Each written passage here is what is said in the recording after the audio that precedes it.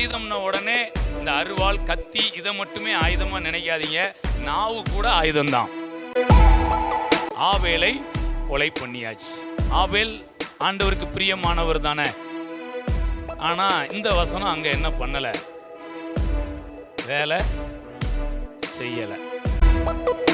ஆபேலுக்கு விரோதமாய் ஒரு ஆயுதம் எழும்பினது, வாய்த்தது. இவங்க உரியா தேவனுக்கு நல்ல பிரியமான மனிதன், தேசத்தின் மீது பயங்கர பற்று இருக்கிறது, உடன் ராணுவ வீரர்கள் மீதும் நல்ல அக்கறை உள்ளவராய் இருக்கிறாரு. ஆனா இவருக்கு விரோதமாய் எழுதப்பட்ட காகிதம் என்ன செஞ்சது, வாய்த்தது. ஆண்டவரை ஏற்றுக்கொண்டப்போ பேக்கெட்டுக்குள்ள கர்ச்சிப் வச்சிருக்க மாதிரி. ஆனா அந்த ஞானஸ்நானத்துல மூழ்கி அப்படி வெளியில வரும்போது ஓர்வை தரித்தவர்களா இருக்கிறோம். Praise God. யாக்கோபை பட்டயத்தினாலே கொலை செய்தான். இது ஏசாயா சொன்னதுக்கு அப்புறம் இதுவும் என்ன செய்யுது, நடக்குது. பட்டயத்தினால என்ன பண்ணிட்டாங்களாம், கொலை. இப்ப இந்த வசனத்துக்கும் யாக்கோவுக்கும் சம்பந்தம் இல்லாம என்ன செய்யுது. சில நேரம் நம்ம வாழ்க்கை எப்படி இருக்கு தெரியுமா, இருக்க தரிசனத்துக்கும் நமக்கும் சம்பந்தமே இல்லாத மாதிரி இருக்கும். எப்படி ஊரியா, ஆபேல், யாக்கோபு கொல்லப்பட்ட மாதிரி வார்த்தைக்கும் நமக்கும் சம்பந்தமே. சில நேரம் அப்படி காலையில் முறிக்க வராங்கய்யா, உனக்கு விரோதமாய் உருவாக்கப்படும் எந்த ஆயுதம் வாய்க்காதுன்னு வாய்க்காம போயிருது. இன்னொரு பக்கம் விழாவில் குத்தணும்னு பார்க்காங்க, குத்திடுறாங்கய்யா. சில நேரம் நல்லா அப்படி கூடி சேர்ந்து ஆராதிக்கும் போது நல்லா இருக்கு. எந்த கம்போ எந்த ஒரு கம்பியோ என் எலும்புகளை என்ன செய்ய முடியாது, முறிக்க முடியாது அப்படின்னு நிற்கிறோம். ஆனால் கொஞ்சம் நம்ம வாழ்க்கை சூழ்நிலைகளில் போகும்போது சில ஈட்டிகள் நம்முடைய விழாவில் என்ன பண்ணிடுது, பாய்ந்து விடுகிறது. ஆரோன் நினைச்சா ஒரு 2-3 பேரை அனுப்பி மோசையை கொல்ல முடியுமா, முடியாதா எகிப்துக்குள்ள? ஆனா வெளியில வர்ற வரையும் இத கூட பார்வோனால தொட முடியல. கைய தட்டி மோசே வாழ்க்கையில இந்த வசனம் எப்படி கும்முன்னு நிறைவேறிச்சா, 120 வயசு வரைக்கும் அவருக்கு விரோதமான எந்த ஆயுதமும் வாய்க்காதே போச்சு. டிக்ளேர் பண்றேன், 120வது பிறந்த நாள் கொண்டாடுகிறீர்கள். உங்களுக்கு விரோதமாய் உருவாக்கப்படும் எந்த வியாதியும் எந்த பலவீனமும் வாய்க்காதே போகும். இயேசு பஸ்காவை ஆசரித்தது மோசையின் நியாயப்பிரமாணத்தின்படி அல்ல, அவர் கற்பித்து கொடுத்து, இப்படித்தான் நீங்க பஸ்காவை என்ன பண்ணணும், போய் ஆட்டை கிட்ட பிடிச்சிட்டு வந்துடாத, போய் அப்பத்தை கொண்டு வா, திராட்சை ரசத்தை கொண்டு வாங்க. என்னடா இது, பஸ்கானாலே என்னதுதான், ஆட்டுக்குட்டி தானே அப்படின்னா, இல்ல நான் பஸ்கா முறைமே என்ன பண்றேன், மாத்துறேன். Praise God. சோ முறைமைகள் எல்லாம் மாற்றப்படுகிறது, இயல்பாய் நடக்கிற காரியங்கள் எல்லாம் திருப்பப்படுகிறது. உங்க குடும்பத்துக்கு நீங்க கொடுக்கிற மிகப்பெரிய பரிசுன்னு ஒண்ணு இருக்கும்னா அது உங்கள் ஆரோக்கியம். மோசே எகிப்துக்குள்ள அவர் பாட்டுக்கு நினைச்ச நேரம் 1/2 மணிக்கு வராரு, நினைச்ச நேரம் வீட்டுக்கு போறாரு எல்லாம் பேசுறாரு. ஆனால் அவருக்கு எதிரான எந்த ஒரு ஆயுதமும் வாய்க்கவில்லை. தாவீது கையில என்ன இருக்குது, சுரமண்டலம். சவுல் கையில என்ன இருக்குது, ஈட்டி. அவன் மேல என்ன பண்ணியாச்சான். இப்ப இந்த ஏசாயா சொன்ன தீர்க்க தரிசன வார்த்தை தாவீதுக்கு தெரியுமோ தெரியாதோ, ஆனால் தாவீதுடைய வாழ்க்கையில அந்த வார்த்தை அப்படியே என்ன பண்ணுது, நிறைவேறுகிறது. Praise God. அப்ப மரண ஆயுதங்கள் அவர் மேல நிலைத்திருக்க முடியவில்லை. எனக்கு விரோதமாய் உருவாக்கப்பட்டிருக்கிற மரண ஆயுதம் அது வாய்க்காதே போகும். கட்டு விழுறதுன்னு உடனே மரணம்னு வந்து கட்டு விழாது. வியாதி, பலவீனம், லௌகிக துக்கம். உண்மையிலே சொல்றாங்க, நீங்க லௌகிக துக்கம் அடைகிறீங்கனாலே மரணம் உங்களுக்குள்ள வேலை செய்யுதுன்னு அர்த்தம்.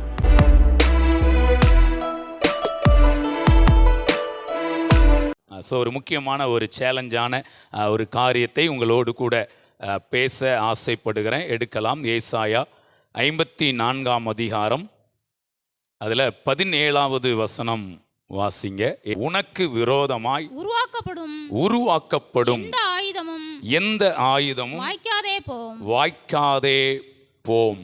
ஸோ உனக்கு விரோதமாய் உருவாக்கப்படும் எந்த ஆயுதமும் வாய்க்காதே போகும். ஸோ நமக்கு விரோதமாய் இந்த பூமியில் நாம் வாழும்போது நமக்கு அறிந்தோ அறியாமலோ நமக்கு விரோதமாக சில ஆயுதங்கள் என்ன பண்ணப்படுதான், உருவாக்கப்படுகிறது.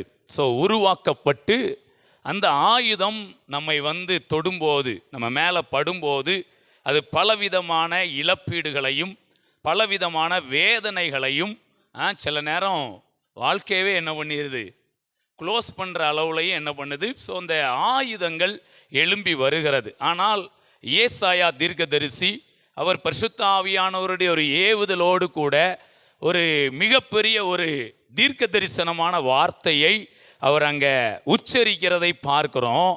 உனக்கு விரோதமாய் உருவாக்கப்படும் எந்த ஆயுதமும் வாய்க்காதே போகும். ஸோ அப்போ இந்த வசனத்திலிருந்து நம்ம ஒரு காரியத்தை புரிஞ்சுக்கிடலாம். அப்போ நமக்கு விரோதமாக ஆயுதமே இருக்காதுன்னு என்ன சொல்ல முடியாது, சொல்ல.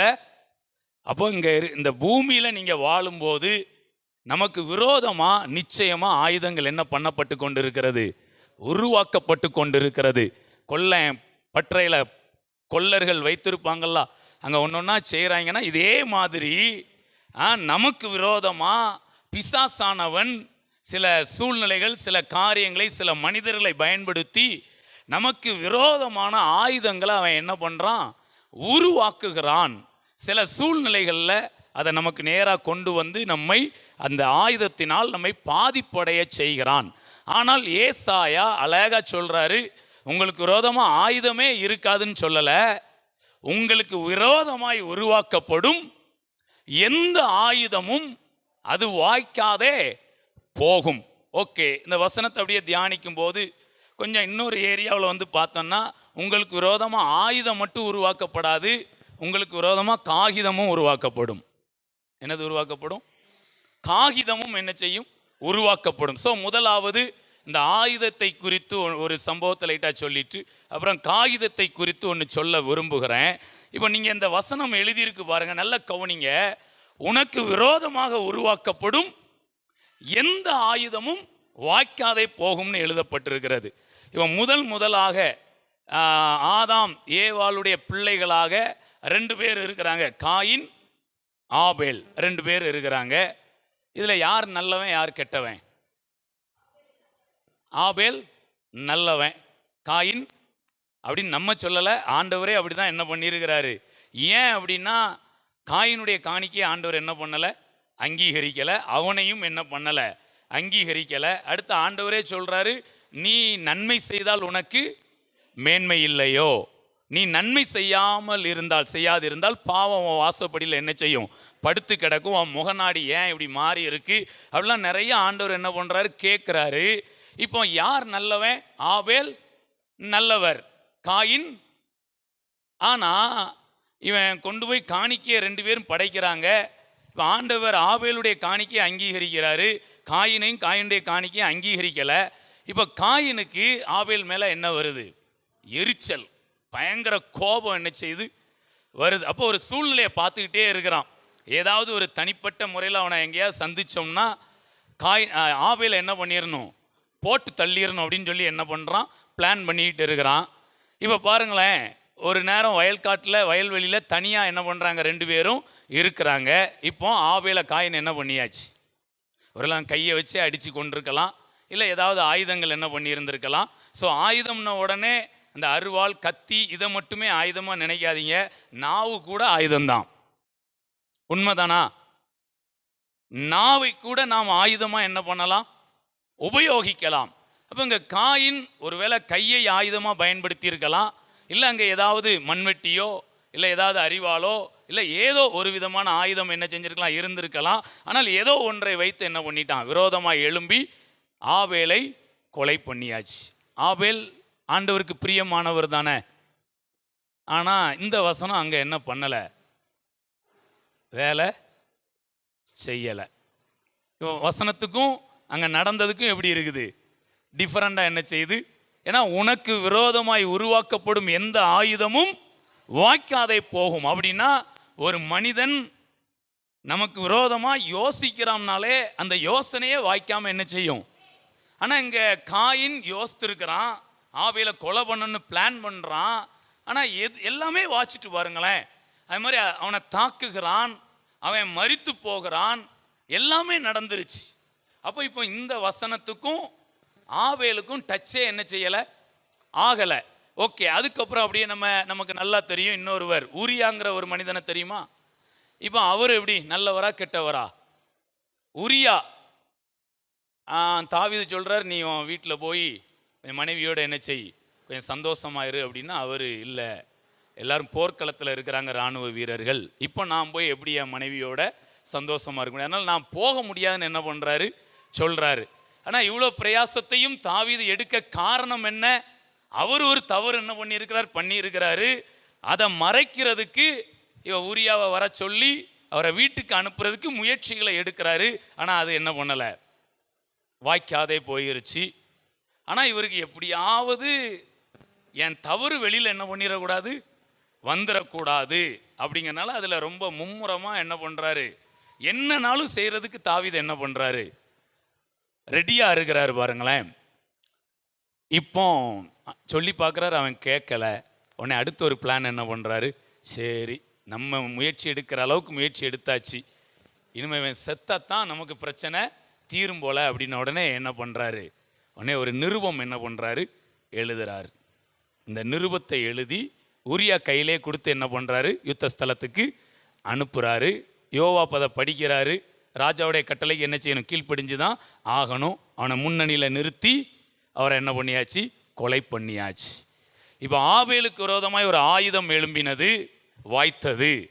இப்போ இங்கே உரியா தேவனுக்கு நல்ல பிரியமான மனிதன், தேசத்தின் மீது பயங்கர பற்று இருக்கிறது, உடன் இராணுவ வீரர்கள் மீதும் நல்ல அக்கறை உள்ளவராக இருக்கிறாரு.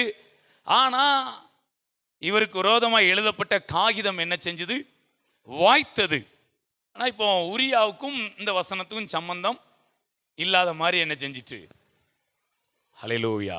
ஸோ இப்போ நான் என்ன சொல்ல வாரேன் அப்படின்னா, அன்றைக்கு இந்த தீர்க்க தரிசன வார்த்தை இல்லை, அவங்களுக்கு இப்படிப்பட்ட ஒரு வார்த்தை இருக்குன்னு.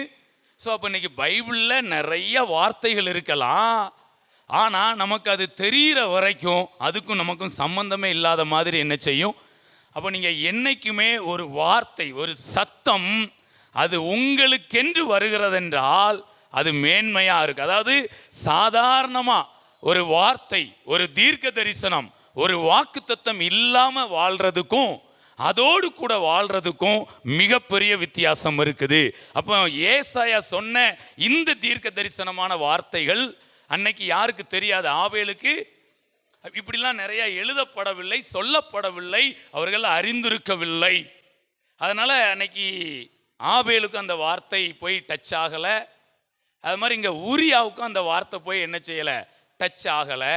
ஆனால் இன்றைக்கு இவன் நமக்குமே நிறைய தீர்க்க தரிசன வார்த்தைகள் இருக்கிறது. ஆனால் இப்போ நம்ம ஆண்டவருக்குள்ள வந்ததுக்கு அப்புறமா கொஞ்சம் பொறுமையாக ஆவியானுடைய உதவியோட பைபிளை தியானிக்கத்தான் அதுக்குள்ளே இருக்கிற வெளிப்பாடுகள்லாம் என்ன செய்து நமக்கு உண்டாகிறது. Praise God. இப்போ நாங்கள் ஞானஸ்நானம் எடுக்கும்போது இந்த வசனம்லாம் நமக்கு தெரியலை. கிறிஸ்துவுக்குள் ஞானஸ்நானம் பெற்ற அத்தனை பேரும் கிறிஸ்துவை தரித்து கொண்டிருக்கிறீர்களே. அப்போ இந்த வெளிப்பாடு நமக்கு அன்னைக்கு என்ன செய்யலை, ஆனால் அதுக்கப்புறம் லேட்டாக தான் நமக்கு தெரியுது. ஆனால் இப்போ ஞானஸ்நானம் எடுக்கிறவங்களுக்கு லாஸ்ட்டாக சொல்கிற வசனம் எதுதான், நீங்கள் அந்த ஞானஸ்நானம் பெற்று தண்ணியில் இப்படி எந்திக்கும் போது உங்கள் மேலே ஒரு தண்ணி படிஞ்சிருக்கும் பார்த்தீங்களா, இது சாதாரண தண்ணி கிடையாது, இது இயேசு கிறிஸ்துவே உங்கள் மேலே என்ன பண்ணியிருக்கிறாரு, அப்படியே படிந்து இருக்கிறார். நீங்கள் அவரையே தரித்து கொண்டு தான் வெளியில் என்ன பண்ணுறீங்க, ஹல்லேலூயா. இதுவரைக்கும் உள்ளதான் அவரை தரித்து கொண்டோம், அதாவது உள்ள ஏற்றுக்கொண்டோம். ஆனால் ஞான ஸ்நானத்தில் மூழ்கி எழுந்திருக்கும் போது அந்த தண்ணீர் பட்டிருக்கு பார்த்தீங்களா, இது அவரே வெளியில் என்ன பண்ணிக்கிறோம். நான் எப்போவுமே சொல்லுவேன், அதாவது நம்ம யாரையும் குறைச்சி சொல்கிறதில்ல, அந்த இதிலும் மேன்மையான காரியத்தை என்ன பண்ணுறோம். இப்போ ஒரு பொண்ணு 5ஆம் கிளாஸ் படிச்சுட்டு இருக்கிறான்னா இந்த ஸ்கூலை விட்டு வந்துரு அப்படின்னு என்ன பண்ண மாட்டோம். நீ 5ஆம் கிளாஸ் முடிச்சதுக்கப்புறம் இதோட படிப்பு என்ன செய்யலை, முடியலை. அடுத்து மிடில் ஸ்கூல் என்ன செய்யுது, 6, 7, 8லாம் இருக்குது. அதுக்கப்புறம் ஹை ஸ்கூல் இருக்குன்னு அடுத்தடுத்த வளர்ச்சிக்கான காரியத்தை கற்றுக் கொடுக்குறோம். Price God. ஸோ அப்போ நம்ம ஆண்டவரை ஏற்றுக்கொண்டப்போ பேக்கெட்டுக்குள்ளே கர்ச்சிப்பு வச்சிருக்க மாதிரி, ஆனால் அந்த ஞானஸ்நானத்தில் மூழ்கி அப்படி வெளியில் வரும்போது போர்வை தரித்தவர்களாக இருக்கிறோம். Praise God. அப்போ நம்ம எதையாவது ஒன்று செய்தால் அதை நல்ல அந்த அறிவோடு கூட அந்த தீர்க்க தரிசனத்தோடு கூட நம்ம செய்யும்போது அது நம்முடைய வாழ்க்கையில் என்ன செய்து டச் ஆகிறது. ஓகே, இப்போ அப்படியே நம்ம புதிய ஏற்பாட்டுக்கு வரலாம். இப்போ அங்கே என்ன நடக்கு அப்படின்னு சொல்லி பார்க்கும்போது அப்போஸ்தலர் 12ஆம் அதிகாரம் அதில் 1வது வசனம் வாசிங்க.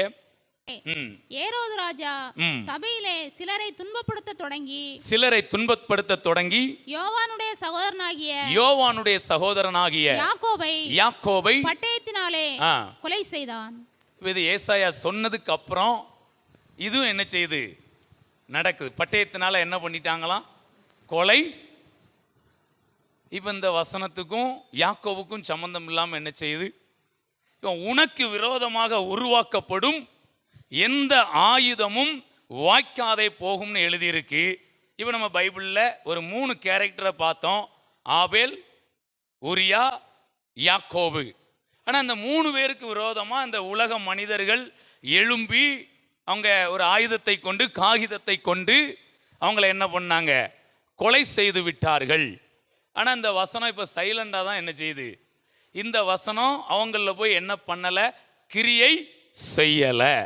சரி, இப்போ நமக்கு எப்போவுமே மாதிரியாக யாரை பார்ப்போம் ஃபர்ஸ்ட் இடத்துல, யாரை பார்ப்போம் ஃபர்ஸ்ட் இடத்துல, ரஜினிகாந்த் இல்லை தலை டோனி இல்லை தலை அஜித்து, யாரை பார்ப்பீங்க, இயேசு கிறிஸ்துவை பார்ப்போம். ஸோ அவருடைய வாழ்க்கையில் இருந்து என்ன நடக்குன்னு சொல்லி கொஞ்சம் அவரையும் பார்த்து அப்புறம் அப்படியே கொஞ்சம் ஒரு கிளைமேக்ஸுக்கு வரலாம். இப்போ இயேசு கிறிஸ்துடைய வாழ்க்கையில் என்ன நடக்குது பார்க்கலாம் பாருங்களேன். அவருக்கு ஒரு சிச்சுவேஷன் வருகிறது. வாசிங்க யோவான் அதில் 19ஆம் அதிகாரம் எடுக்கலாம், அதில் 32ல இருந்து வாசிங்க. அந்தபடி போர் சேவகர் வந்து அவருடனே கூட சிலுவையில் அறையப்பட்ட முந்தினவனுடைய கால் எலும்புகளையும் முறித்தார்கள். என்ன பண்ணாங்களாம், கால் எலும்புகளை ஏதாவது ஒரு ஆயுதத்தை கொண்டு, ஒரு கோலை கொண்டோ இல்லைன்னா ஏதாவது ஒரு கம்பியை கொண்டோ என்ன பண்றாங்க, அடிச்சு அந்த 2 கல்லருடைய கால்களை என்ன பண்ணிட்டாங்க, முறிச்சிட்டாங்க. அதுக்கப்புறம் அவர்கள் இயேசுவினிடத்தில் வந்து அவர் மரித்திருக்கிறதை கண்டு அவருடைய கால் எலும்புகளை முறிக்கவில்லை. அவர் மரித்திருக்கிறதை கண்டு அவருடைய கால் எலும்புகளை என்ன பண்ணல, முறிக்கல. இப்ப அவர் இறந்துட்டாரு அப்படிங்கிறதுனால முறிக்கலன்னு ஒரு பக்கம் இருக்கு. ஆனா இன்னொரு பக்கம் பார்த்தீங்கன்னா கீழே எழுதி இருக்கு பாருங்க, 36, அவருடைய எலும்புகளில் ஒன்றும் முறிக்கப்படுவதில்லை என்கிற, அவருடைய எலும்புகளில் ஒன்றும் முறிக்கப்படுவதில்லை என்கிற வேத வாக்கியம் நிறைவேறும்படி நடந்தது. Praise God. அப்ப மரிச்சாருங்கிறது ஒரு காரணமா இருந்தாலும் அவரை குறித்து ஒரு வார்த்தை என்ன பண்ணிருக்கு, சொல்லப்பட்டு இருக்கிறது. ஹல்லேலூயா. என்ன வார்த்தை, அவருடைய எலும்புகளில் ஒன்றும் முறிக்கப்படுவதில்லை. அப்போ ஒரு வார்த்தை இருக்குது, அந்த வார்த்தை நமக்கு தெரிஞ்சிருக்கணும், அடுத்து நமக்கு என்ன பண்ணியிருக்கணும், சொல்லப்பட்டிருக்கணும். அப்படின்னா இப்போ இந்த வசனம் கொஞ்சம் ஆண்டவருடைய வாழ்க்கையில் லைட்டாக நடக்குதா, லைட்டாக நடக்கா இல்லை ரொம்ப வெயிட்டாக நடக்கா, லைட்டாக நடக்குது. என்ன மாதிரி நடக்குன்னா, வேகமாக ஓடி வரான், ஒரு கம்பையோ இல்லைன்னா ஒரு கம்பியோ கொண்டு வந்துட்டு அடிக்கணும் அப்படின்னு பார்க்கும்போது சரீர பிரகாரமாக அவர் மரிச்சிட்டாரு, இனிமே அடிக்க வேண்டாம் அப்படிங்கிற மாதிரி விடுறாங்க. ஆனால் ஆவிக்குரிய பிரகாரமாக பார்க்கும்போது அங்கே அவர் மரித்ததுனால இவன் அடிக்கலை, அங்கே வார்த்தை இருக்குது, அவருக்கான வார்த்தை என்ன செய்யுது, அப்போ அந்த வார்த்தை அங்கே தடை பண்ணுகிறது. அவருடைய எலும்புகளில் ஒன்றும் என்ன பண்ணப்படாதான், முறிக்கப்படுவதில்லை. Praise God. ஸோ அதனால தான் சொல்கிறோம், நிறைய வார்த்தைகளை நம்ம என்ன பண்ணணும், கேட்கணும். அவன் நமக்கான சத்தத்தை நாம் என்ன பண்ணணும், எடுத்துக்கொள்ளணும். ஸோ இன்னொரு விஷயம் பாருங்களேன், ஆண்டவருடைய வாழ்க்கையில் எப்படி நடக்குது அப்படின்னா, அதில் நம்ம வாசித்ததிலே பாருங்க, 34 வாசிங்க. ஆகிலும் அதாவது என்ன எழுதியிருக்குன்னா, கால் எலும்புகள் என்ன பண்ணப்படல? முறிக்கப்படல. ஆகிலும் போர் சேவகரில் ஒருவன் ஈட்டியினாலே அவருடைய விலாவில் என்ன பண்ணா? இப்ப ரெண்டு என்ன செய்யுது?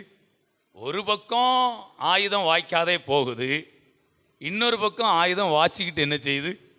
அப்போ ஏசப்பாவுடைய வாழ்க்கையில் ரெண்டும் என்ன செய்யுது? ஓகே. ஸோ இப்போ நீங்கள் நல்லா கவனிங்க. ஆனால் நம்மளுக்குள்ள வார்த்தை இருக்கும்போது அந்த வார்த்தையின்படி சில காரியங்கள். இப்போ இயேசுவின் அந்த ஆபேல் எடுத்துக்கிட்டீங்க, உரியாவை எடுத்துக்கிட்டீங்க, யாக்கோபை எடுத்துக்கிட்டீங்கன்னா நெகட்டிவ் மட்டும்தான் என்ன செய்யுது? இந்த வார்த்தைக்கு அதுக்கும் சம்பந்தமே உண்டாகலை. ஆனால் இயேசு கிறிஸ்துடைய வாழ்க்கையை எடுத்தீங்கன்னா ரெண்டும் என்ன செய்யுது? இதுவும் 50 நடக்குது, அதுவும் 50 என்ன செய்யுது? எத்தனை பேருடைய வாழ்க்கை இப்படி இருக்கு? எத்தனை பேருடைய வாழ்க்கை அப்படி இருக்குது? கொஞ்சம் யோசித்து பாருங்களேன். நான் பொதுவாக பேச ஆரம்பிக்கிறேன். இப்போ எல்லாருக்காகவும் நான் பேசுகிறேன். சில நேரம் நம்ம வாழ்க்கை எப்படி இருக்குன்னு தெரியுமா? தீர்க்க தரிசனத்துக்கும் நமக்கும் சம்பந்தமே இல்லாத மாதிரி இருக்கும். எப்படி ஊரியா, ஆபேல், யாக்கோபு கொல்லப்பட்ட மாதிரி வார்த்தைக்கும் நமக்கும் சம்பந்தமே. இது ஒரு ஏரியா, இது ஒரு அனுபவம். அடுத்த அனுபவம் இயேசு கிறிஸ்துடைய வாழ்க்கையிலிருந்து நாம் கற்றுக்கொள்கிறோம். இதுவும் நடக்கு, அதுவும் என்ன செய்யுது? நடக்கு அப்படின்னு ரெண்டுமே என்ன பண்ணுது? எத்தனை பேருடைய வாழ்க்கையில் ரெண்டையும் அனுபவிச்சுட்டு இருக்கிறீங்க? சில நேரம் அப்படி காலெலும்ப முறிக்க வராங்கய்யா, உனக்கு விரோதமாக உருவாக்கப்படும் எந்த ஆயுதம் வாய்க்காதுன்னு வாய்க்காமல் போயிடுது. இன்னொரு பக்கம் விழாவில் குத்தணும்னு பார்க்காங்க, குத்திடுதாங்கய்யா. நிறையா பேருடைய வாழ்க்கையில் இந்த இடம் தான் என்ன செய்யுது? ஸோ இன்றைக்கு நான் இந்த செய்தியை பேசுவதுடைய நோக்கம் உங்களை ஃபஸ்ட் இடத்துல வைத்திருப்பதற்காகவோ இல்லை இந்த இடத்துல வைப்பதற்காகவோ அல்ல. அடுத்த ஒரு இடம் இருக்குது, அந்த இடத்துல நீங்களும் நானும் இருக்கணும். Praise God. இன்றைக்கு ஏதோ ஒன்றில் தப்பிச்சிட்டு இன்னொன்றில் மாட்டிக்கிடுற மாதிரி என்ன பண்ணக்கூடாது. இந்த மாதிரி கால் எலும்பை முறிக்க வராங்க, முறிக்கலை உடனே நம்ம அப்படி ஒரு காலர் என்ன பண்ணிக்கிடுவோம்? பார்த்தல்லா நாங்கள்லாம் தேவ பிள்ளைகள், ஒன்றும் நடக்காது அப்படின்னு அப்படி சொல்லிட்டு இருப்போம். சக்குனுங்க வேற யாரும் கேட்க வேண்டாம், நமக்கே ஒரு கேள்வி வந்துடும். இப்போ என்ன கேள்வி வரும்? இப்போ பாருங்களேன், இந்த கால் எலும்பு முறிக்கப்படலை, ஒன்றில் தப்பிச்சிட்டோம். உடனே சொல்லுவோம், ஏசாயா 54:17 இவ்வாறாய் சொல்லுகிறது, உனக்கு விரோதமாய் உருவாக்கப்படும் எந்த ஆயுதமும் வாய்க்காதே போகும்னு எழுதியிருக்கு. அப்படி என் வாழ்க்கையில் நடந்துட்டு பாருங்கன்னு சொல்லி அதில் ஒரு சந்தோஷப்பட்டு அதில் கலிகூர்ற அந்த நேரத்துக்குள்ள இங்கே விழாவில் ஏதோ ஒரு சின்ன வலி உண்டாகுது. உடனே என்னடா அப்படின்னு பார்த்தா ஒருத்தன் ஈட்டி வச்சு என்ன பண்ணிட்டு இருக்கான், அப்படி குத்தி அப்படி போஸ் கொடுத்து நிற்கிறான். இப்போ எப்படி இருக்கும்? இப்போ வாழ்க்கையில் என்ன உண்டாகும்? ஒரு விரக்தி. இப்போ சொல்ல முடியுமா? உனக்கு விரோதமாக உருவாக்கப்படும். அவன் சொல்லுவான், இப்போ சொல்லு. ஏசாயா 54:17 என்ன சொல்லுது அப்படின்னா உடனே என்ன சொல்லுவோம் தெரியுமா? ஒன்றும் சொல்லலையா. ஹலோ, நான் இந்த ஏசப்பா வச்சு பேசுகிற இந்த இடத்துல நான் நம்முடைய அனுபவங்களை பேசிக்கிட்டு இருக்கிறேன். சரி, ஒரு இடம் நமக்கு நல்லா உற்சாகமாக என்ன செய்யுது இருக்குது. இன்னொரு இடம் பாருங்களேன், சில நேரம் நல்லா இப்படி கூடி சேர்ந்து இப்படி ஆராதிக்கும் போது நல்லா இருக்கு. எந்த கம்போ எந்த ஒரு கம்பியோ என் எலும்புகளை என்ன செய்ய முடியாது, முறிக்க முடியாது அப்படின்னு நிற்கிறோம். ஆனால் கொஞ்சம் நம்ம வாழ்க்கை சூழ்நிலைகளில் போகும்போது சில ஈட்டிகள் நம்முடைய விழாவில் என்ன பண்ணிடுது, பாய்ந்து விடுகிறது. இப்போ என்னடா செய்ய? இப்போ என்ன வருதுன்னா குழப்பம் உண்டாகுது. அது சரியா, இது சரியா, அதுவும் நடக்கு, இதுவும் நடக்கு அப்படின்ன உடனே ஒரு குழப்பங்கள் என்ன செய்யுது. ஆனால் இந்த நேரத்துலையும் நீங்கள் ஒன்று செய்யணும்.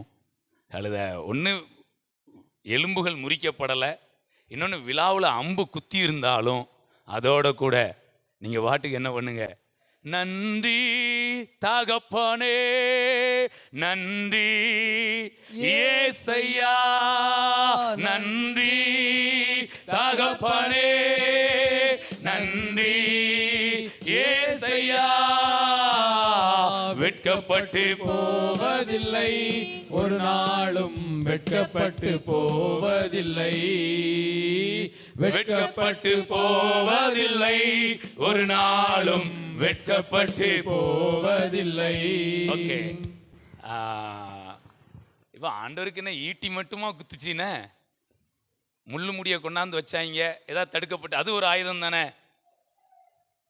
தடுக்கப்படல. அதுவும் அடுத்து 600 பேர் அடிச்சாங்களாம், ஆனால் அது எதுவுமே தடுக்கப்படலை, அப்படிதானே. ஆனால் ஒன்று தடுக்கப்பட்டது. ஏரோது 2 வயசு ஆண் குழந்தைங்களை எல்லாரையும் கொலை பண்ண வகை தேடுறானா, அப்போ தடுக்கப்பட்டுச்சா? அப்போ தடுக்கப்பட்டுச்சு. அப்போ ஏசப்பாவுடைய வாழ்க்கையில் பார்த்தீங்கன்னா சில இடங்களில் தடுக்கப்பட்டு இருக்கிறது, சில இடங்களில் விட்டு கொடுத்துருக்கிறாரு. குத்தணுமா குத்துங்கடா, அடி வைக்கணுமா வைங்கடா, காரி துப்புனாலும் என்ன பண்ணுங்க, எல்லாத்தையும் என்ன பண்ணாரு, ஏற்றுக்கொண்டார். Praise God. ஆனால் இப்போ ஆண்டவர்கிட்ட போய் நம்ம கேட்டோம்னா, என்ன ஆண்டவரே எல்லாம் ஓகே தானா அப்படின்னா, எல்லாம் ஓகே தான் அப்படிங்காரு. முள்ளுமுடி தலையில் இருந்தாலும் ஓகே தானா, ஓகே தான். முகத்தில் காரி துப்பியிருக்காங்க, ஆண்டவரே ஓகே தானா அப்படின்னா, ஓகே தான். அப்படி இந்த மாதிரி காரியங்கள் எல்லாமே அவர் என்ன பண்றாரு, அனுபவித்து கொள்ளுகிறார். மறுபடியும் ஒரு நேரம் பண்ணலாமா? என் கொம்பை உயர்த்தினீரே, என் தலையை உயர்த்தினீரே, என் கொம்பை உயர்த்தினீரே, என் தலையை உயர்த்தினீரே, வெட்கப்பட்டு போவதில்லை, ஒரு நாளும் வெட்கப்பட்டு போவதில்லை,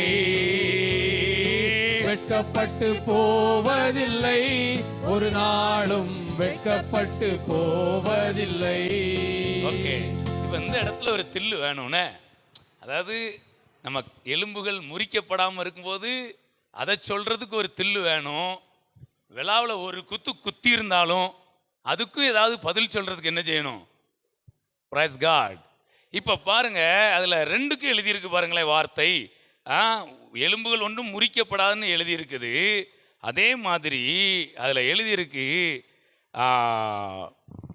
37 அல்லாமலும் தாங்கள் குத்தினவரை நோக்கி பார்ப்பார்கள். Praise God. இன்றைக்கு உங்களை யார் யாரு ஈட்டியை கொண்டு நாவை கொண்டு குத்தினார்களோ அவருடைய கண்கள் உங்களை என்ன பண்ணுமா?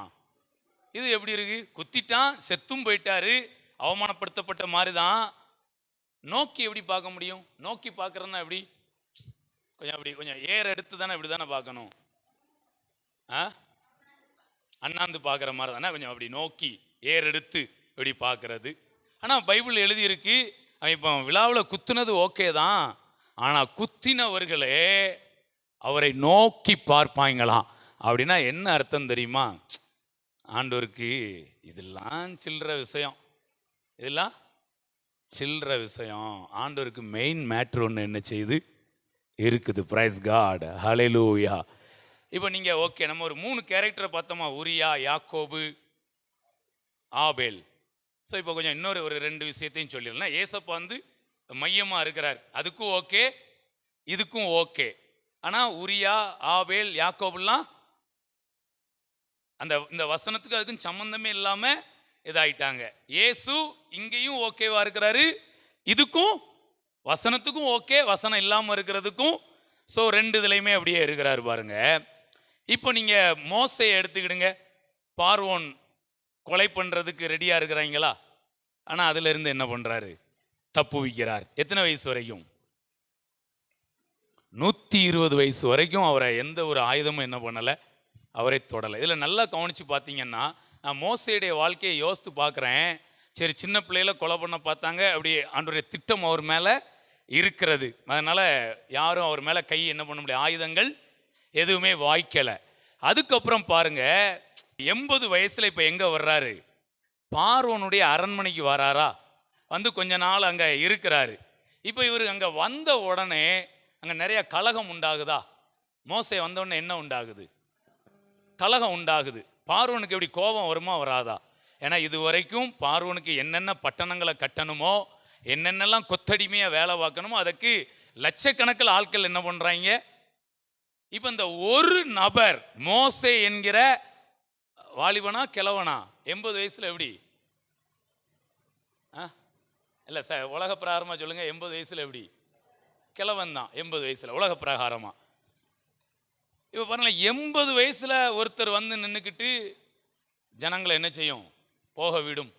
நாங்கள் என்ன செய்ய போகிறோம், எங்கள் தேவனுக்கு ஆராதனை அப்படின்னு சொல்லி வந்து நிறையா பேசுகிறாரு. நிறைய காரியங்கள் அங்கே நடக்குது. ஜனங்கள்லாம் விரோதமாக எழும்ப அரசு நாங்கள் போகிறோன்னு சொல்ல ஆரம்பிச்சிட்டாங்க. இப்போ பார்வோன்ட்ட படைபலம் இருக்கா இல்லையா? இருக்கு.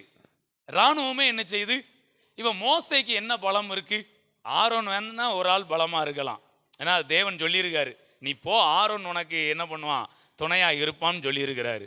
ஆனால் மற்றபடி இஸ்ரவேல் ஜனங்கள்லாம் ஒரு கட்டத்தில் கல்ல என்ன பண்ணுறாங்க, ஐயா நீர் நாங்கள் இது வரைக்கும் நல்லா போய்கிட்டு இருந்துச்சு, நீர் வந்ததுக்கு அப்புறம் தான் ஏகப்பட்ட நிறைய வீடுகளில் பாருங்களேன், இந்த நம்ம போய் ப்ரேயர் நடத்த ஆரம்பித்தோடனே கொஞ்சம் கலகம் பயங்கரமாக என்ன செய்யும். அது வரைக்கும் கணவன் மனைவி நல்லா தான் இருந்திருப்பாங்க.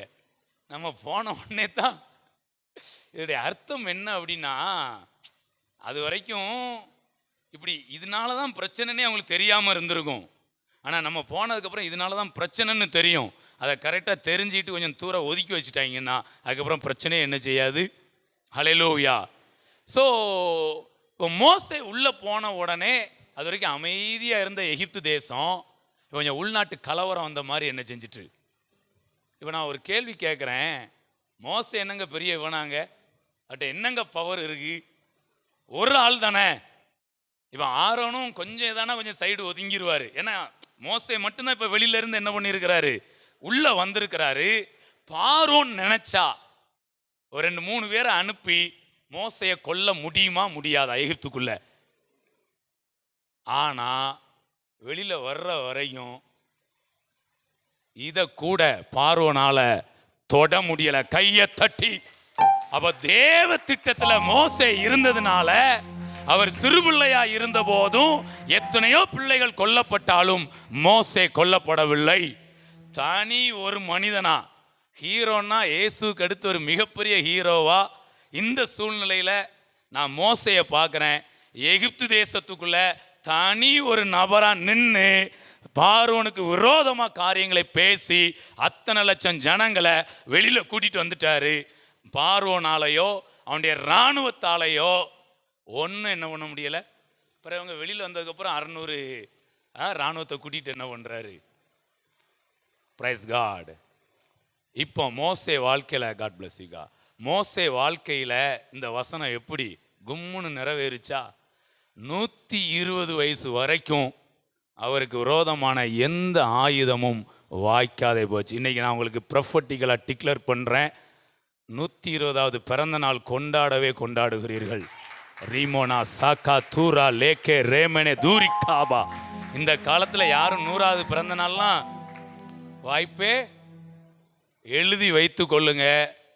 100வது பிறந்த நாளை வெகு விமர்சையாய் கொண்டாடணும். நான் இப்போ உங்களுக்கு ஃபஸ்ட்டு ஒரு ப்ரொஃபட்டிக்கலாக டிக்ளேர் பண்ணுறேன், உங்களுக்கு விரோதமாய் உருவாக்கப்படும் எந்த வியாதியும் எந்த பலவீனமும் வாய்க்காதே போகும். ஓ ராகா ரே லே சேகே. ஒரு சின்ன சளி பிரச்சனை கூட என்ன செய்யக்கூடாது, சின்ன சளி கூட உங்களை தூக்கிட்டு போயிருங்க. களி சளி எந்த சளி கொஞ்சம் எதிர்த்து தான் நின்று பார்ப்போமே, கொஞ்சம் முண்டி போய்த்தான் பார்ப்போமேனே. இதெல்லாம் என்ன ஆவினா பெனாயா ஆவி. என்ன ஆவி? தாவீதாவது தன்னுடைய ஆட்டை பிடிச்சிட்டு போன சிங்கத்தை தான் என்ன பண்ணாரு, பெனாயா வம்பு பிடிச்ச ஆளு நேர சிங்க கெவிக்குள்ளே போய் என்ன பண்ணிட்டு வந்தாராம். இதெல்லாம் திறமையை காமிக்கிறதுக்குன்னே வேலை பார்க்குற குரூப்பு. Price God. குளிர் நேரத்தில் அது மாதிரி தண்ணி, எந்த தண்ணியினாலும் என்ன பண்ணுங்க, எந்த தண்ணீரைனாலும் குடிங்க, எந்த கிளைமேட்னாலும் இருங்க, உங்களுக்கு விரோதமாய் உருவாக்கப்படும் எந்த ஆயுதமும் வாய்க்காதே போகும். மோசே அந்த நேரத்தில் நான் பெரிய ஹீரோவாக பார்க்குறேங்க.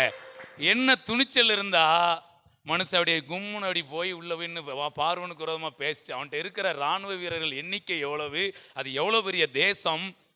ஆனால் கும்முன்னு போய் நிற்கிறாரு. ஆனால் இவனால் ஏங்க மோசே உள்ளே போனன்னு ஒரு வாரத்துக்குள்ள அழகாக அவரை க்ளோஸ் பண்ணியிருந்தா இத்தனை ஜனங்களை வெளியில் விட்டுருக்க வேண்டாம்ல. வசனம் பயங்கரமாக வேலை செஞ்சுது. ஆனால் அப்படிலாம் யோசித்து பார்த்துருப்பாம்ல, கொஞ்சம் பிளான் பண்ணி பார்த்துருவான். மோசே தூக்கிடுவோமாடா, வந்து என்ன இடைஞ்சல் பண்ணிட்டு இருக்கான் அப்படின்னா, அவனுக்கு விரோதமாய் உருவாக்கப்படும் எந்த ஆயுதமும் 120 வயசு வரைக்கும் எதுவும் வாய்க்காம போனது. Praise God. அப்போ அவருக்கு விரோதமா பார்வன் ஏதாவது நினைச்சு பார்த்துருக்கலான்னா, ஒரு இடத்துல தெரிஞ்சிருச்சு. மந்திரவாதிகள் சொல்லிட்டாங்க, இது தேவனுடைய விரலை அல்லாமல் வேற ஒன்றும் இல்லை.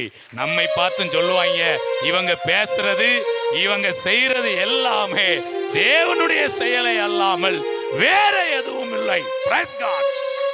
ஹல்லேலூயா. இயேசு பஸ்காவை ஆசரித்தது மோசையின் நியாயப்பிரமாணத்தின்படி அல்ல, அவர் கற்பித்து கொடுத்து, இப்படித்தான் நீங்க பஸ்காவை என்ன பண்ணணும், போய் ஆட்டைக்கிட்ட பிடிச்சிட்டு வந்துடாத, போய் அப்பத்தை கொண்டு வா, திராட்சை ரசத்தை கொண்டு வாங்குற. என்னடா இது, பஸ்கானாலே என்னதுதான், ஆட்டுக்குட்டி தானே அப்படின்னா, இல்ல நான் பஸ்கா முறைமே என்ன பண்றேன், மாத்துறேன். Praise God.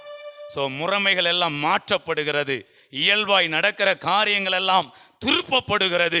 நீங்களும் நானும் 120 வயசு வரைக்கும் கண்ணு இருளடையாம, பேலன்ஸ் குறைந்து போகாம வாழும்படி உங்களுடைய கண்களுக்கு விரோதமாய் உருவாக்கப்படுகிற ஆயுதங்கள் இப்பொழுது அது வாய்க்காமல் போவதாக. Price God. விரும்புறங்க நம்ம சபையில வர்றவங்க ஒரு வியாதின்னு கூட என்ன பண்ணக்கூடாது சொல்ல. ஒரு மருத்துவர் பேசும்போது சொல்றார், மிகப்பெரிய மருத்துவர், பெரிய எக்ஸ்பர்ட், அவர் சொல்றாரு, உங்க குடும்பத்துக்கு நீங்க கொடுக்கிற மிகப்பெரிய பரிசுன்னு ஒன்று இருக்கும்னா அது உங்கள் ஆரோக்கியம். அவர் அழகா சொல்றார், நீங்க உங்க உடம்ப கரெக்டாக கவனிச்சுக்கிட்டீங்கன்னா, இவன் என்கிட்டலாம் வந்தீங்கன்னா நான் 5 லட்ச ரூபா கேட்பேன் அப்படிங்காரு. டாக்டர் தான், என்கிட்ட நீங்க வந்தீங்கன்னா உங்களுக்கு ஒரு ஆஞ்சியோ பண்ணி விடுறதுக்கு நான் என்ன பண்ணுவேன், 5 லட்சம். இதுக்கு என்ன செய்யணும், இதுக்கெல்லாம் நாங்கள் பணம் என்ன செய்ய முடியாது கொடுக்க.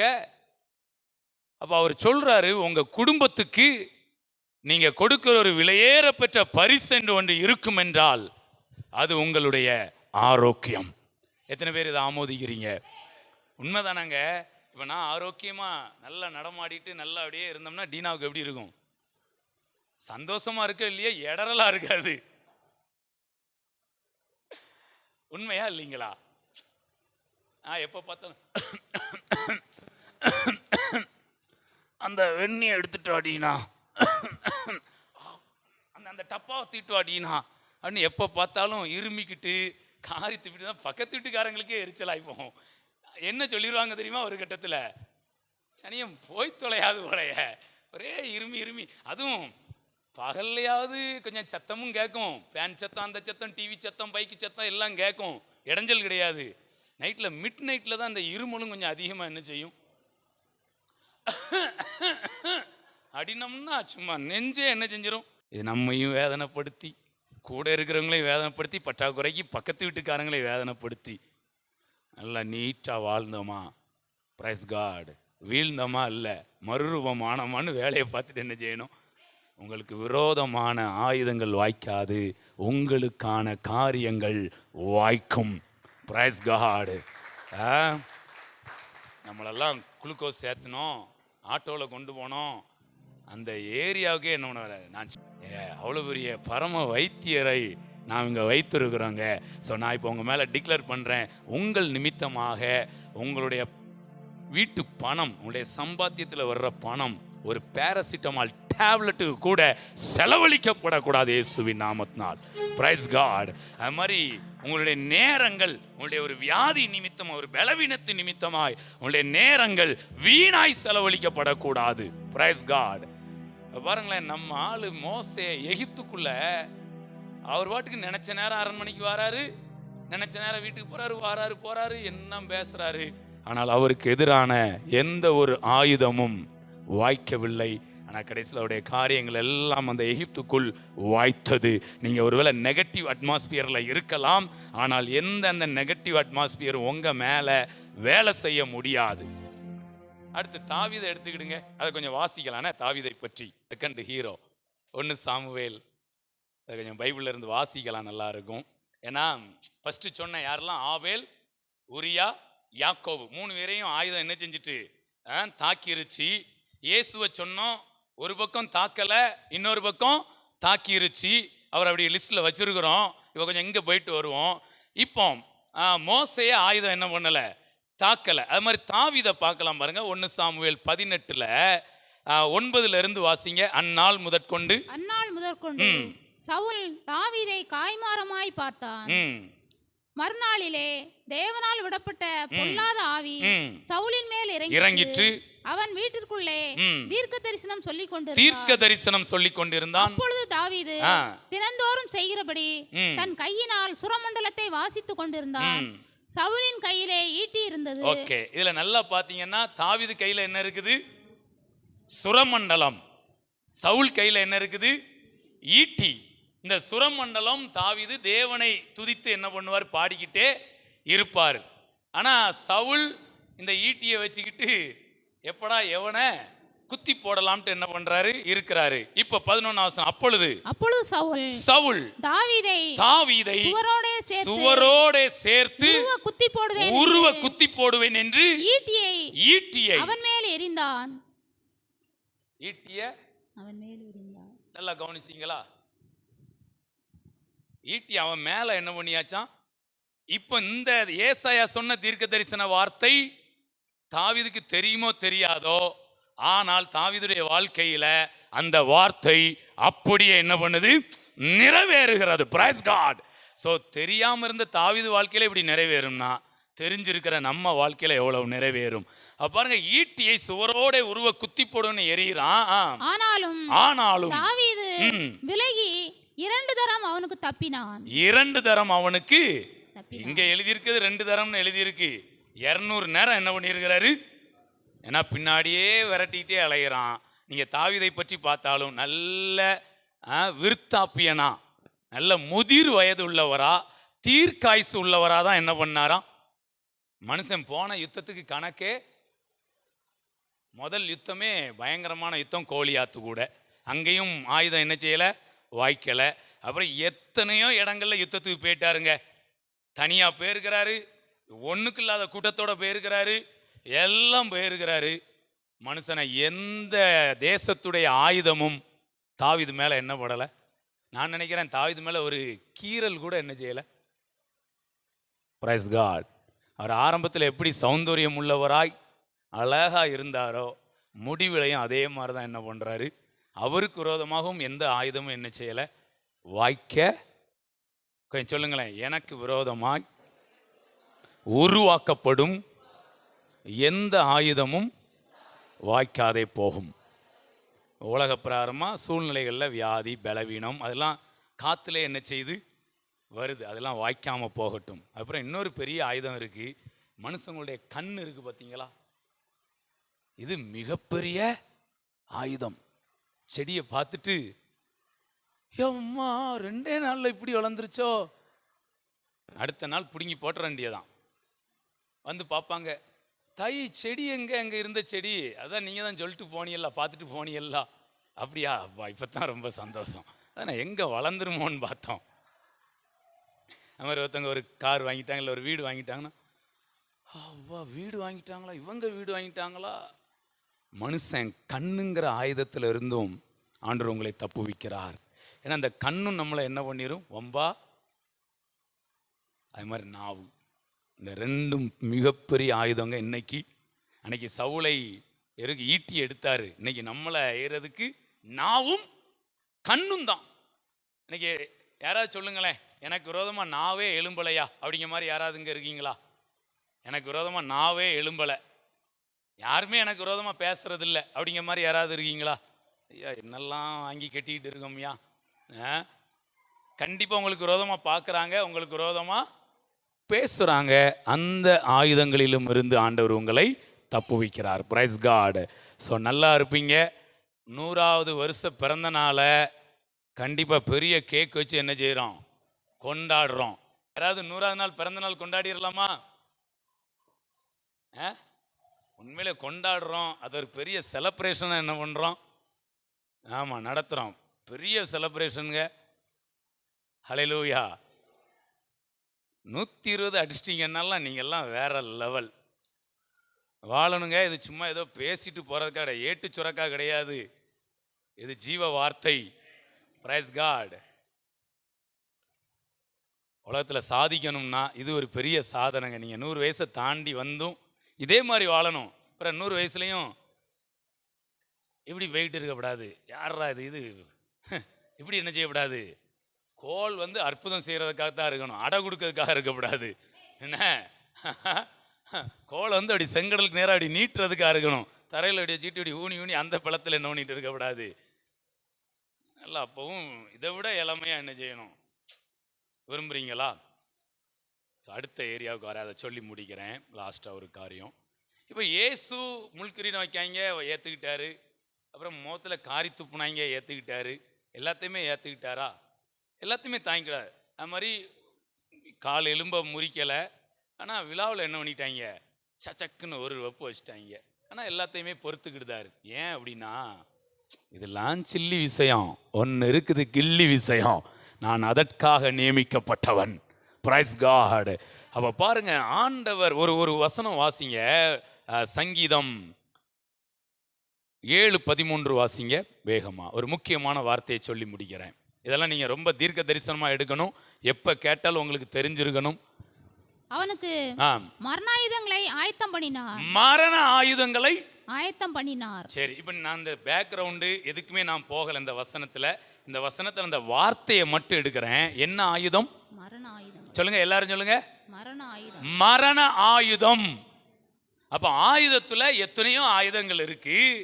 அதுல ஒரு ஆயுதம் என்ன ஆயுதம்? மரண ஆயுதம். பைபிள் இன்னொரு ஆயுதம் இருக்கா? சர்வாயுதம். வேற எதுவும் ஆயுதம் இருக்கா உங்களுக்கு தெரிஞ்சு? வேற ஏதாவது ஆயுதம்? எனக்கு தெரிஞ்சு போய் 2 ஆயுதம் தான். மரண ஆயுதம், சர்வாயுதம். வேற ஏதாவது ஆயுதம் இல்ல. ஓகே. சோ இப்போ இந்த மரண ஆயுதம் என்ன செய்தான்? ஆயத்தப்படுத்தப்பட்டு இருக்கிறது. நம்ம வசனம் பார்த்தோம், உனக்கு விரோதமாய் உருவாக்கப்படும் எந்த ஆயுதமும் வாய்க்காதே போகும். இப்போ இயேசு மரணத்துக்குள்ள போயிட்டாரா? போயிட்டாரு. இப்போ அந்த ஆயுதம் வாச்ச மாதிரி தான் இருக்குது. ஆனா பைபிள்ல அப்போஸ்தலர் 2ஆம் அதிகாரம் எடுங்க. அதுல அழகா பேதுரு ஒரு வார்த்தையை உச்சரிக்கிறாரு. அதை வாசிக்கலாம் பாருங்க. அப்போஸ்தலர் 2ஆம் அதிகாரம் அதுல 24.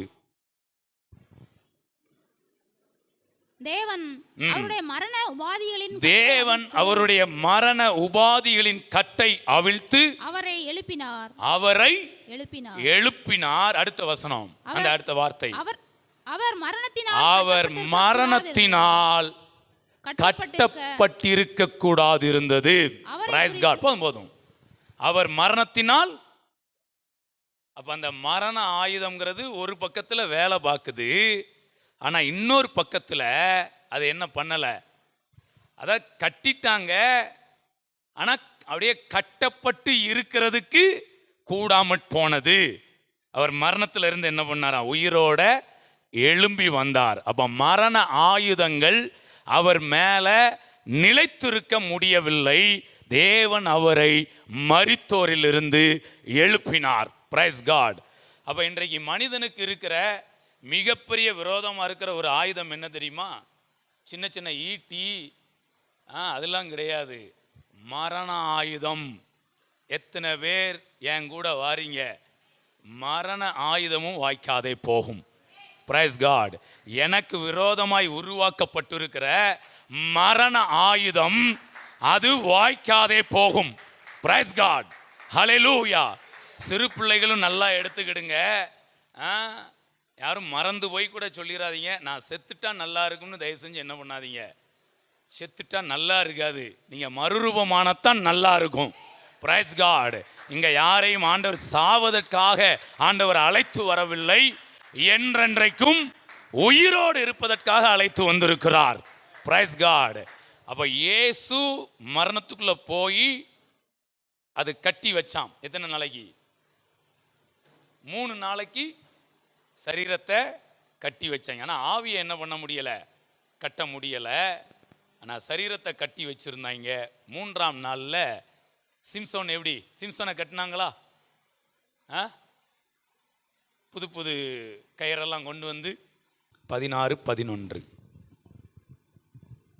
இல்ல 7 வாசிங்க ஃபர்ஸ்ட் 7. அதற்கு சிம்சோன் உலராத பச்சையான 7 அகனினார் கயிறுகளாலே என்னை கட்டினால் நான் பலட்சியமாகி மற்ற மனுஷனை போல ஆவேன் என்றார். ஓகே. அப்பொழுது பெலிஸ்தரின் அதிபதிகள் உலராத பச்சையான 7 அகனினார் கயிறுகளை, நல்லா கவனிங்க, உலராத பச்சையான 7 அகனினார் கயிறுகளை அவனிடத்தில் கொண்டு வந்தார்கள். அவைகளால் அவள் அவனை கட்டினாள். பதிவிருக்கிறவர்கள் அறை வீட்டிலே காத்திருக்கும் போது அவள் சிம்சோனை, பெலிஸ்தர் உன்மேல் வந்து விட்டார்கள் என்றால், அப்பொழுது சணல் நூலானது நெருப்பு பட்ட உடனே இற்று போகிறது போல அவன் அந்த கயிறுகளை அறுத்து போட்டான். Praise God. அப்போ ஒரு சணல் நூல் அருந்து போற மாதிரி அந்த நார் கயிறுலாம் என்ன செய்தான், வடம் மாதிரி இருக்கிறத வச்சு என்ன பண்றாங்க, கட்டுறாங்க. அடுத்து பாருங்க கீழே 11. அதற்கு அவன் இதுவரைக்கும் ஒரு வேலைக்கும் வழங்காதிருக்கிற புது கயிறுகளால் என்னை இறுக கட்டினால் நான் பலட்சியமாகி மற்ற மனுஷனை போல் ஆவேன் என்றான். அப்பொழுது தெளிலாள் புது கயிறுகளை வாங்கி அவைகளால் அவனை கட்டி, சிம்சோனே, பெலிஸ்தர் உன்மேல் வந்து விட்டார்கள் என்றால் பதிவிருக்கிறவர்கள் அறை வீட்டில் இருந்தார்கள். ஆனாலும் அவன் தன் புயங்களில் இருந்த கயிறுகளை ஒரு நூலை போல அறுத்து போட்டான். ஹல்லேலூயா. அப்போ கட்டுறாங்க, அதை சொல்றாங்க. அவ கட்டுறதுக்கு ஒரு 5-6 மணி நேரம் ஆயிருக்குமா. அதெல்லாம் வச்சு நல்லா சுத்தி கட்டுரு. அவன் அதை உடைச்சு போட ஒரே செகண்ட் தான். Praise God. இப்போ ஆண்டவர் இங்கே கொலை பண்ணுறதுக்கு பல நாட்களாக பிளான் பண்ணிட்டு இருக்காங்க. 2 நாளையில் என்ன பண்ணிட்டார், 3ஆவது நாளில் அதெல்லாம் அப்படியே உடைச்சு போட்டு என்ன பண்ணாரா, எழுந்து வந்தார். Praise God. அப்போ அவர் மரணத்தினால் கட்டப்பட்டிருக்க கூடாது இருந்தது. நான் உங்களுக்கு சொல்கிறேன், நீங்கள் மரணத்தால் கட்டப்படவே முடியாது. அவர் கட்டப்பட்டு கட்டை உடைச்சிட்டு வந்தார். நீங்களும் நானும் அந்த கட்டே உங்கள் மேலே என்ன பண்ணக்கூடாது. இந்த கட்டு விழுறதுன உடனே மரணம்னு வந்து கட்டு விழாது. வியாதி, பலவீனம், லௌகிக துக்கம். உண்மையிலே சொல்கிறேங்க, நீங்கள் லௌகிக துக்கம் அடைகிறீங்கனாலே மரணம் உங்களுக்குள்ளே வேலை செய்யுதுன்னு அர்த்தம். ஒரு துக்கம் வர்ற மாதிரி இருந்தால் அதை உடைக்கிற மாதிரி ஒரு வார்த்தையை எடுங்க. அதை உடைக்கிற மாதிரி ஒரு வொர்ஷிப்பை என்ன பண்ணுங்க. நீங்கள் துக்கமாகவே ஒரு நாள் என்ன பண்ணக்கூடாது இருந்தீங்கன்னா 100வது நாள் பிறந்த நாள்லாம் என்ன செய்ய முடியாது, கொண்டாட முடியாது. ஆனால் கண்டிப்பாக கொண்டாடணும். பரவாயில்ல, சாரால் கொஞ்சம் துக்கப்பட்டாலும் 100வது பிறந்த நாளில் கொண்டாடிட்டு போயிட்டாங்கன்னு எக்ஸ்ட்ரா ஒரு 27 வருஷம் என்ன பண்ணிட்டாங்க. ஹல்லேலூயா. ஸோ மரண கட்டுகள் நம்ம மேலேயே என்ன பண்ணக்கூடாது, விழக்கூடாது. ஸோ மிகப்பெரிய ஆயுதம் இன்றைக்கு இந்த பூமியில் வேலை செய்கிறது மரண ஆயுதம். அதற்கு நீங்களும் நானும் தப்புவித்து கொள்ளணும்.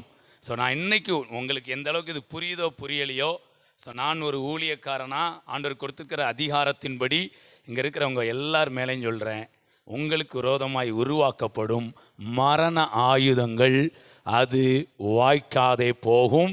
நல்ல ஆண்டவரை வொர்ஷிப் பண்ணி ப்ரைஸ் பண்ணி நல்ல மேன்மையான காரியங்களை அறிக்கை பண்ணி அப்பப்போ உங்கள் மேலே கொண்டாந்து போடுவான். ஒரு சேனலை கொண்டாந்து போடுவான், கைத்தை கொண்டாந்து போடுவான். அதெல்லாம் அப்பப்போ ஆராதிக்க வசனத்தை தியானிக்க நீ அதெல்லாம் உதறி போட்டுக்கிட்டே என்ன பண்ணணும், போய்கொண்டே இருக்கணும். Praise God. நீங்கள் மறுரூபத்துக்கு நியமிக்கப்பட்டு இருக்கிறவர்கள்.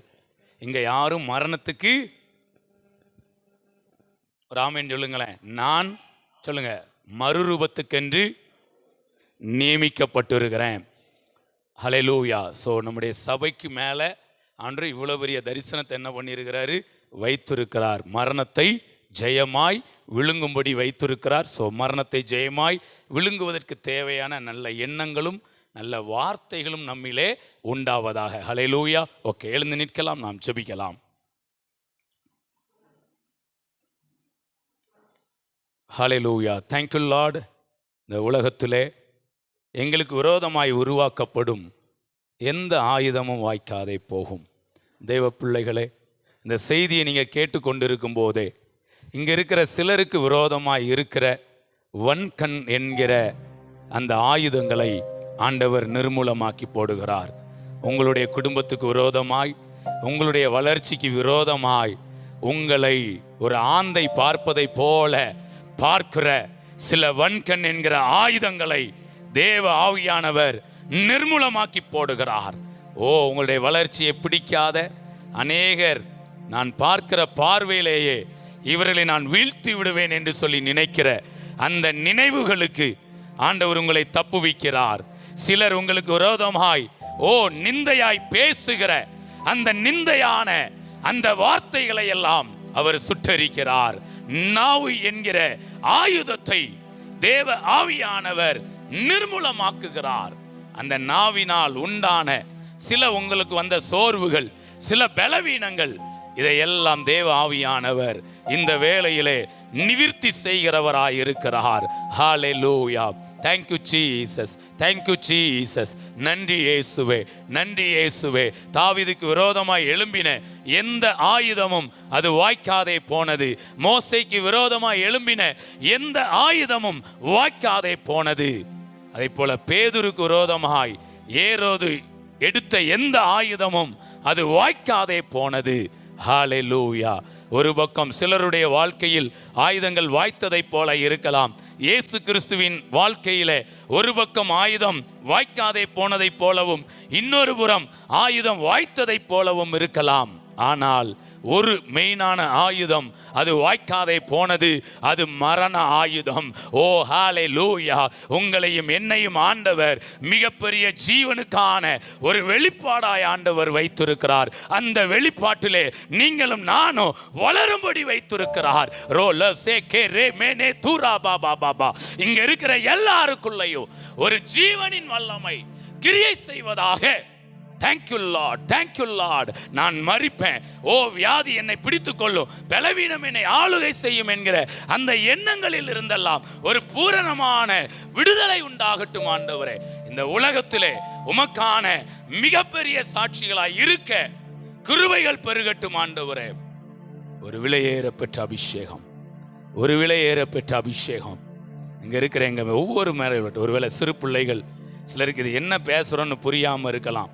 ஒருவேளை ரொம்ப வயதானவர்கள் என்ன பேசுறாங்கன்னு புரியாம இருக்கலாம்.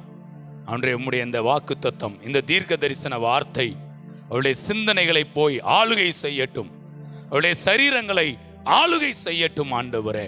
நம்முடைய ராஜ்யத்துக்கு என்று நீர் எங்களை நியமித்திருக்கிறீரப்பா. இந்த உலகத்துக்கு நாங்க கொடுக்கிற மிகப்பெரிய ஒரு கிஃப்ட் என்னவா இருக்கும்னா அது ஜீவனா இருக்கும். இப்படியும் வாழ முடியும், வியாதி இல்லாம பலவீனம் இல்லாம மரிக்காம வாழ முடியுங்கிறத நீங்களும் நானும் இந்த உலகத்துக்கு காண்பித்து கொடுக்கணும். தேங்க்யூ. இயேசு சொல்றாரு, திருடன் திருடவும் அழிக்கவும் கொல்லவும் வருகிறானே அன்றி வேறொன்றுக்கும் வரான், நானோ அவைகளுக்கு ஜீவன் உண்டாயிருக்கவும் அது பரிபூரணப்படவும் வந்தேன். இன்றைக்கு இந்த பிரசங்கம் உங்களுக்கு ஜீவன் உண்டாயிருப்பதற்கு மட்டுமல்ல, அது பரிபூரணப்படும்படி வருகிறது. ஏற்றுக்கொள்ளுங்க, ஏற்றுக்கொள்ளுங்க, ஏற்றுக்கொள்ளுங்க. நான் இந்த வார்த்தையை ஏற்றுக்கொள்ளுகிறேன். எனக்கு விரோதமாய் உருவாக்கப்பட்டு இருக்கிற மரண ஆயுதங்கள் அது வாய்க்காதே போகிறது. ஜீவன் எனக்குள்ளே கிரியை செய்கிறது. என் தலை முதல் என் பாதம் வரை உம்முடைய ஜீவனின் வல்லமை எனக்குள்ளே கிரியை செய்கிறதற்காக உமக்கு நன்றி ஆண்டவரே. Thank you Lord, thank you Lord. நன்றி இயேசுவே. ஆண்டவரை மகிமைப்படுத்தி நன்றி தகப்பனே, நன்றி ஏசையா, நன்றி தகப்பனே, நன்றி ஏசையா. வெட்கப்பட்டு போவதில்லை, ஒரு நாளும் வெட்கப்பட்டு போவதில்லை. வெட்கப்பட்டு போவதில்லை, ஒரு நாளும் வெட்கப்பட்டு போவதில்லை.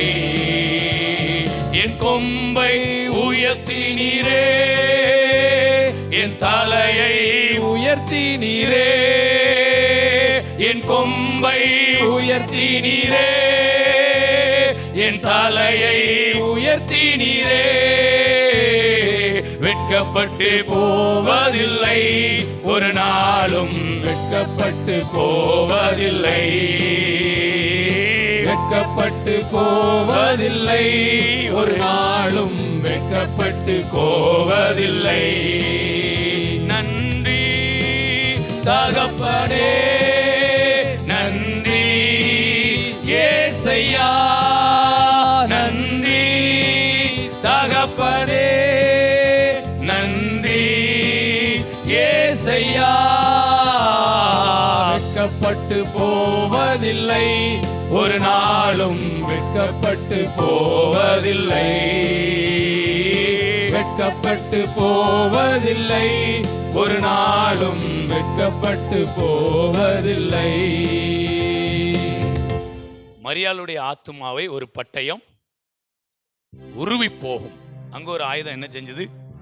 இங்க இருக்கிற யாருடைய ஆத்மாவையும் எந்த பட்டயமும் உருவி போகாது. அது மரியாளோட முடிஞ்சிட்டு, இயேசுவோட அது முடிஞ்சிருச்சு. இங்க இருக்கிற உங்க யார் மேலையும் பட்டயத்துக்கு வேலை கிடையாது. உங்க ஆத்மாவை எதுவும் உருவி போகாது. இந்த ஆத்மாவை உருவி போறதுன்னா என்ன தெரியுமா? திடீர்னு கேள்விப்படுற சில துர்ச்செய்தி, நான் எதிர்பார்க்காத ஒண்ணு நடந்துட்டு. இப்போ மரியாள் இயேசுவை வளர்க்கும் போது 33 வயசுல அவர் சாவார்னு தெரியுமா?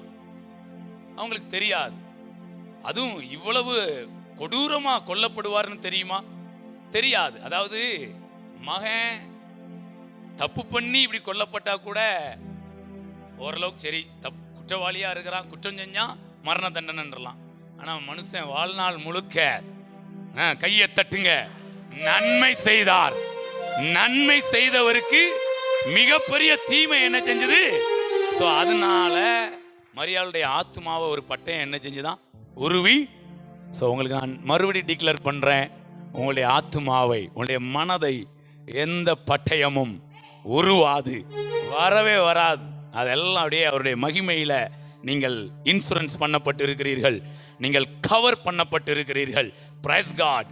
ஸோ எல்லா ஆயுதமும் அங்கிருந்து வர்ற வரைக்கும் என்ன வேகத்துலனாலும் வரட்டும், என்ன ரூபத்துலனாலும் வரட்டும், உங்க பக்கத்துல வந்த உடனே அது தவிடு பொடியாய் மாறி போகும். உங்கள்ட்ட ஆண்டவர் விசுவாசம் என்னும் கேடயத்தை கொடுத்திருக்கிறார், அவருடைய மகிமையை கொடுத்திருக்கிறார். அந்த மகிமையை தாண்டி எந்த ஆயுதமும் உங்களை தாக்க முடியாது. ஹல்லேலூயா.